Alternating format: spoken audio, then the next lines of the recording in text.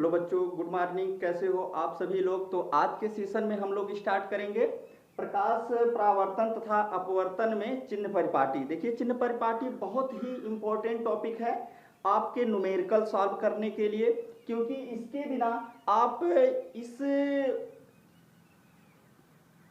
अध्याय में आप न्यूमेरिकल को सॉल्व नहीं कर सकते। तो चलिए हम लोग स्टार्ट करते हैं कि चिन्ह परिपाटी है क्या, नहीं चिन्ह परिपाटी हमको बताएगा क्या। देखिए, इसमें आपको ये अध्ययन करना है कि चाहे, चूंकि आपने दर्पण दो प्रकार के पढ़ा हुआ है। गोली दर्पण में कौन कौन सा, एक तो अवतल दर्पण और दूसरा उत्तल दर्पण। यानी ये किसके लिए हमने सिंबल बनाया हुआ है, अवतल दर्पण के लिए। किसके लिए है, अवतल दर्पण के लिए। ये किसके लिए सिंबल बना हुआ है, उत्तल दर्पण के लिए, उत्तल दर्पण के लिए। तो यहां दो सिंबल इंडिकेट किए गए हैं।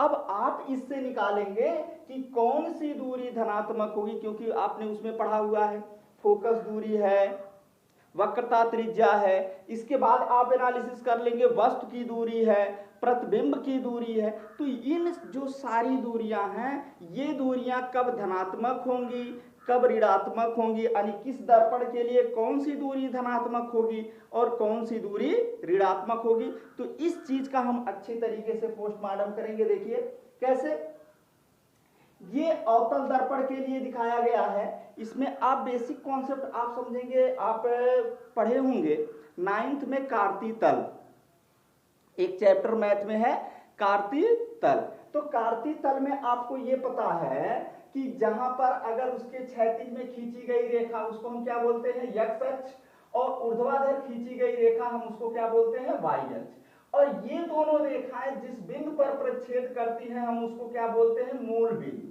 क्या बोलते हैं बेटा, मूल बिंदु। अब ये जो मूल बिंदु होता है, यहीं से हम क्या करते हैं, दूरियों का मापन करते हैं। यहीं से हम क्या करते हैं, दूरियों का मापन करते हैं। अब वो कैसे, देखिए अगर ये पॉइंट आपके दिमाग में है तो कहीं भी कोई दिक्कत आपको नहीं होगी और प्रॉब्लम सॉल्व करने में कोई गलती भी नहीं होगी। तो चलिए देखिए ध्यान से इसको। इसमें देखिए कि यहां पर जो मूल बिंदु है, तो मूल बिंदु से अगर आप दाहिने एक्स अक्ष पर आओगे तो वो दूरी क्या होती है, धनात्मक। यानी यहीं से आप दाहिने आओगे तो क्या होगी, धनात्मक। और यहीं से आप बाएं की तरफ आओगे, एक्स अक्ष पर ही बात कर रहे हैं हम, यहीं से आप बाएं आओगे तो वो दूरी क्या होगी, ऋणात्मक। और कोई भी दूरी हो वो कहां से नापी जाती है, मूल बिंदु से। कहां से नापी जाएगी बेटा, मूल बिंदु से मापी जाएगी। अब जब मूल बिंदु से, ये दिमाग में आया कि मूल बिंदु से अगर हम दाहिने मापेंगे दूरी तो क्या होगा, धनात्मक ली जाएगी।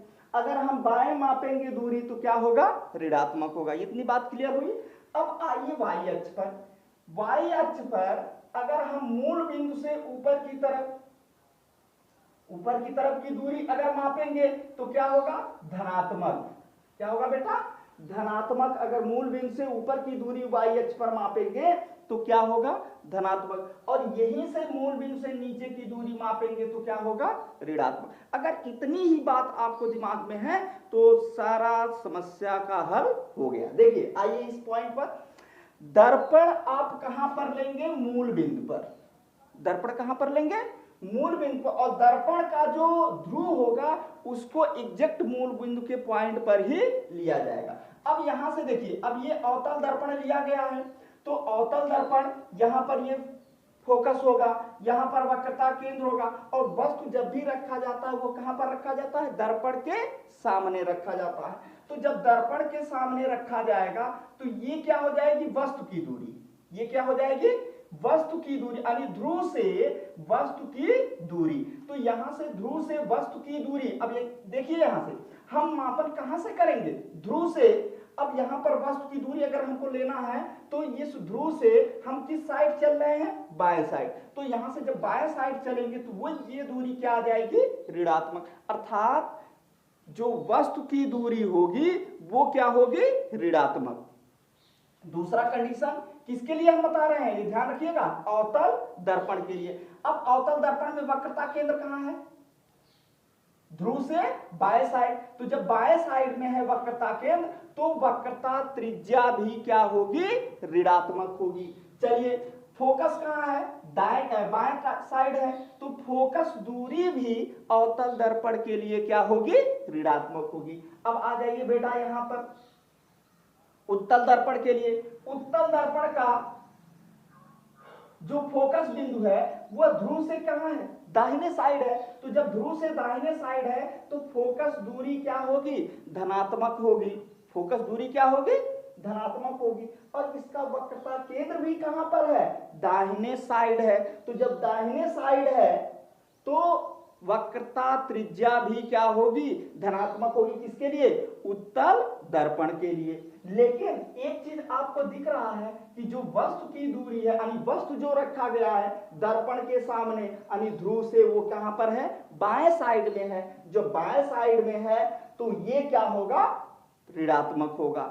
अब रही बात प्रतिबिंब की, तो प्रतिबिंब आपको ये देखना है कि प्रतिबिंब कहां पर बन रहा है, दर्पण के सामने बन रहा है कि दर्पण के पीछे बन रहा है। अगर दर्पण के सामने कहीं बनेगा तो प्रतिबिंब की दूरी क्या होगी, ऋणात्मक, क्योंकि वो सामने यानी ध्रुव के बाएं साइड में आ जाएगा। और जब बाएं साइड में आ जाएगा तो वो दूरी क्या हो जाएगी, ऋणात्मक। अगर ध्रुव के दाहिने साइड यानी दर्पण के पीछे प्रतिबिंब बन रहा है तो जाहिर सी बात है कि वो क्या हो जाएगा, धनात्मक, क्योंकि ध्रुव से वो कहां चला जाएगा, दाहिने साइड चला जाएगा।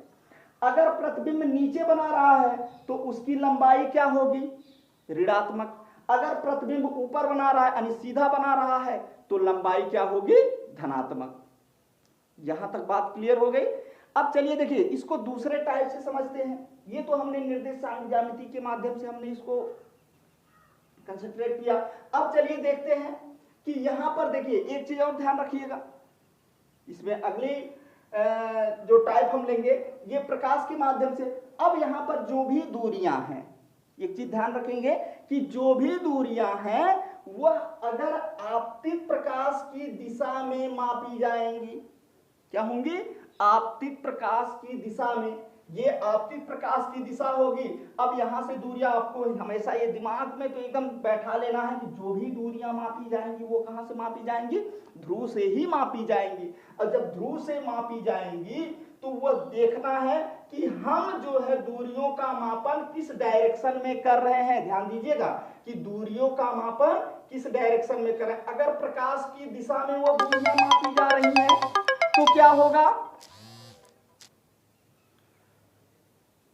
होगा, तो स्थिति ये होगी, अगर प्रकाश की दिशा में दूरियों का मापन करेंगे तो दूरियां जो आएंगी वो किस में आएंगी, धनात्मक आएंगी। अगर हम आपतित प्रकाश की विपरीत दिशा में दूरियों का मापन करेंगे तो वो क्या आएंगी, ऋणात्मक आएंगी। अब चलिए इसमें समझ लीजिए कि देखिए अगर हमें फोकस दूरी लेना है तो फोकस दूरी लेना है तो P से F ये इस डायरेक्शन में आएगा और यहाँ आपतित प्रकाश की दिशा इस डायरेक्शन में है, तो दोनों क्या है, एक दूसरे के विपरीत हैं। तो जब दोनों एक दूसरे के विपरीत हैं तो ये दूरी क्या होगी, ऋणात्मक होगी। अब आ जाइए इसमें, ये आपतित प्रकाश की डायरेक्शन है और यहीं से आप मापन कहां से कर रहे हैं, ध्रुव से F यानी P से F की दूरी, तो डायरेक्शन भी इसकी भी यही होगी फोकस दूरी की। तो दोनों की दिशाएं क्या हैं, सेम है। तो जब दोनों की दिशाएं सेम है तो ये दूरी क्या होगी, धनात्मक होगी। और इसके लिए फोकस दूरी धनात्मक और इसके लिए फोकस दूरी ऋणात्मक होगी। बात क्लियर हो गई। तो इस तरह से आप कोई भी दूरियां मापन कर सकते हैं।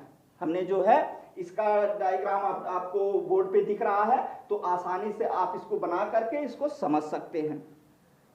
रही बात प्रतिबिंब की, प्रतिबिंब के बारे में हमने बता दिया कि प्रतिबिंब देखना है कि कहां पर बन रहा है। अगर दर्पण के सामने बनेगा तो ऋणात्मक, दर्पण के पीछे बनेगा तो धनात्मक। बात क्लियर हो गई। तो इस तरह से आप चिन्ह परिपाटी को समझ करके आप प्रॉब्लम को सॉल्व कर सकते हैं। उसमें यह मदद करेगा कि जो भी दूरियां ले रहे हैं वो धनात्मक लेंगे या ऋणात्मक, क्योंकि आपको जो प्रश्न में दिया जाता है वह इसमें ये नहीं लिखा रहता कि ये दूरी धनात्मक होगी या ऋणात्मक होगी। क्लियर। तो आपको ये क्लियर दिख रहा है तो इसको आप स्क्रीनशॉट ले लीजिए और इसको अपने नोट में भी नोट कर लीजिएगा। बाकी तो हमने पीडीएफ में तो अवेलेबल करा ही दिया है। चलिए, तो आज के वीडियो में बस इतना ही। तब तक के लिए धन्यवाद।